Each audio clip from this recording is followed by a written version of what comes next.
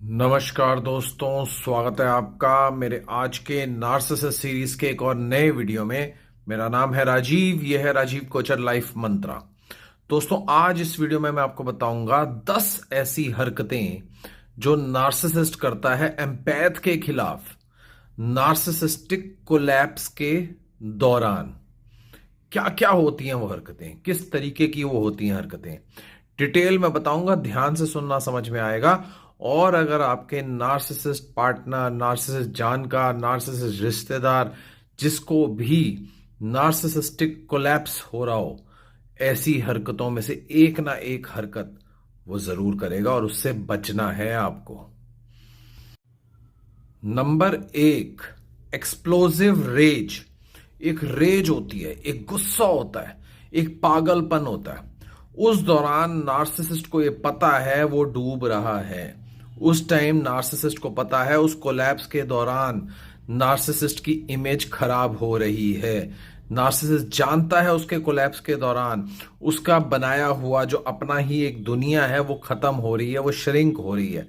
तो वो पूरी कोशिश करता है उस दौरान में कि उस रेज के अंदर आपको भी संभाले, उस रेज के अंदर आपको भी बर्बाद कर दे, उस रेज के अंदर आपकी जिंदगी को भी उसी तरीके से दुखी करे जिस तरीके का दुखीपन वो इस वक्त पे फील कर रहा है, क्योंकि उसकी दुनिया खत्म हो रही है। Number 2, blame shifting. ब्लेम्स होंगे, बहुत बड़े बड़े ब्लेम्स होंगे। कैरेक्टर पे ब्लेम्स होंगे, पैसों को लेके ब्लेम्स होंगे, प्रॉपर्टी को लेके ब्लेम्स होंगे, आपकी नेचर को लेके ब्लेम होंगे। नार्सिसिस्ट के साथ जो भी कुछ बुरा हो रहा है वो आपके ऊपर उस चीज के ब्लेम डालेगा। सोसाइटी में कुछ बुरा हो रहा है उसके ब्लेम आप पे डालेगा, घर में कुछ बुरा हो रहा है उसके ब्लेम आप पे डालेगा। मतलब कहने का मतलब ये है कि कहीं कुछ भी हो रहा होगा उस हर चीज का ब्लेम आप पे डालेगा, क्योंकि उस कोलैप्स के दौरान नार्सिसिस्ट हड़बड़ा जाता है और ये किसी भी कीमत पर एम्पैथ को खुश नहीं रहने देता। Number 3, self victimisation. अपने आप को बेचारा दिखाने की कोशिश करता है, जो इसने आपके साथ इतने सालों में किया है। अब दुनिया को यह बताने की कोशिश करता है कि वो सब आपने इसके साथ किया है। क्योंकि जब नार्सिसिस्ट कोलैप्स हो रहा होता है तो नार्सिसिस्ट अचानक ही बूढ़ा दिखने लगता है, नार्सिसिस्ट अचानक ही बिल्कुल अजीब सा, पेल सा दिखने लगता है, इसका चार्म खत्म हो जाता है। तो ये दुनिया को बताता है कि मेरा चार्म इसलिए खत्म हो रहा है क्योंकि मेरे साथ एम्पैथ ने ये सब करा है। और ये वो झूठी कहानी सुना रहा होता है जो इसने आपके साथ करा होता है, उसको अपने ऊपर करके। यानी मोटा मोटी अपने आप को ये एक बेचारा इंसान दिखा रहा होता है जिस पे एम्पैथ ने जुल्म करे। Number 4, aggressive smear campaigns.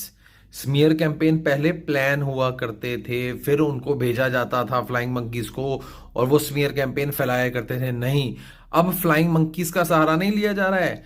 अब ये खुद ही अपने आप को विक्टिम बन के, दुखियारा बन के, परेशान बन के दुनिया के सामने, दुनिया जहान के सामने, आपके खुद के दोस्तों के सामने, आपके रिश्तेदारों के सामने बेचारी सी शक्ल ले जाके खुद अपनी हर बात को घुमा फिरा के टोटल आपका कैरेक्टर असैसिनेशन करने की कोशिश करता है। इसको पता है कि इसका कोलैप्स शुरू हो चुका है, इसके कोलैप्स में ये बिल्कुल पूरे तरीके से इसकी इमेज वाइप आउट होने वाली है। तो ये कोशिश करता है कि उस दौरान एम्पैथ की भी इमेज को मैं वाइप आउट कर दूं। नंबर 5, डेस्पेरेशन बढ़ जाती है इनके अंदर की, आपको गिल्ट ट्रिप में डालने की। तेरी वजह से ये हुआ, तेरी वजह से हुआ, तेरे लिए मैंने इतना कुछ करा पर तू ऐसी निकली, तू ऐसा निकला, तेरे लिए तू तो बिल्कुल सांप था, ये था, वो था, तेरे से विश्वास नहीं करना चाहिए, मैंने गलती कर दी, ये वो। आप बल्कि सामने वाले को इतना जबरदस्त गिल्ट ट्रिप देते हैं कि सामने वाला एम्पैथ इस सोच में पड़ जाता है कि शायद अपने जीवन में वही इतना गलत है। पर सच्चाई ये नहीं होती है। सच्चाई ये होती है नार्सिसिस्ट इतना डेस्परेट इसलिए है क्योंकि उसको पता है कि वो सिंक कर रहा है, वो कोलैप्स कर रहा है, और वो होने से पहले वो पूरा मेक श्योर कर रहा है कि अपने साथ साथ एम्पैथ को भी खींच लिया जाए। नंबर 6, आइसोलेशन को थोपना शुरू कर देता है। पहले क्या होता था, पहले ये बातों से आपको अलग थलग करता था, हरकतों से अलग थलग करता था। अब ये फिजिकली आपको अलग थलग करने के पीछे लग जाता है।